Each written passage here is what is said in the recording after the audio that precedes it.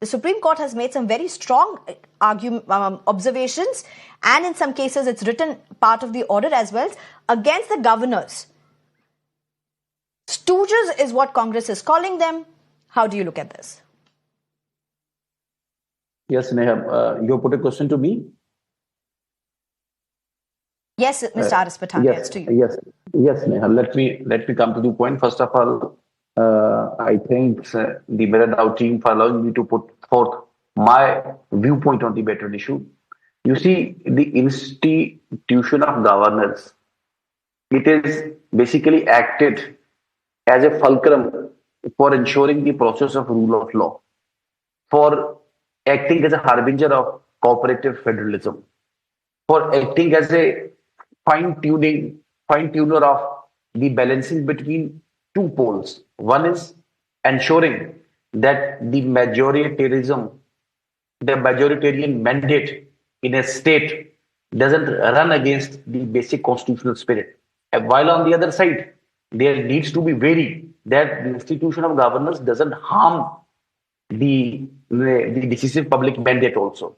So I think there's a very water-thin distinction, a water-thin Lakshmana Rekha, which the institution of governance need to circumscribe with the passage of time, various commissions, various reports. First of all, the Administrative Reforms Commission of 1968, then Raja Manar Committee, then ultimately the epic remarks of the Sarkaria Commission, and then Supreme Court judgment of S.R. Bommai versus Union of India. So I think we should need to indulge in a debate on a non-partisan way. Instead of casting mud on each other, democracy cannot run while we keep on demonizing each other. You see, this institution of governance has been brought into a serious disrepute. But at the same time, this has delivered too. This is tried to act as a balancing point also. And whatsoever the ills in every institution, you are but natural to find there are laplaces, there are shortcomings. But how could we correct it? How could we put it on a better bar? How could we refine it? What are you calling as shortcomings, though? What are the shortcomings? What are you talking about? This is the basic term. There's no two opinions about it. That when I'll start with the various Congress governments, where from the need arose. See, this is the 1968 Administrative Reforms Committee. Bharatiya Janata Party was not there. Then Raja Manar Committee of 1969. I get that, Mr. Aris Pathan, and we'll get to that. But at least respond to what the charges are, respond to what the allegations are. We could come back to you in your introductory remark. You don't need to go into the history of what has happened.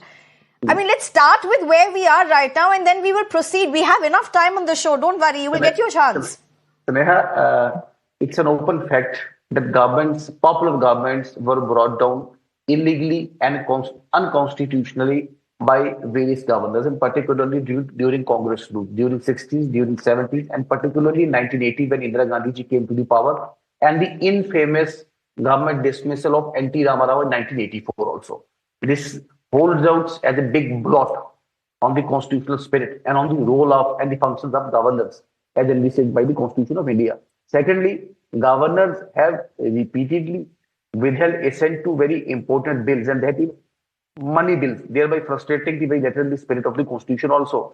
Thirdly, inviting unwanted political formations and alliances to form governments, denying. So are you saying then BJP is carrying on the political legacy? Are you saying that? You're doing what it is, but you're carrying on a legacy that has happened before also. Is that what you're arguing, sir?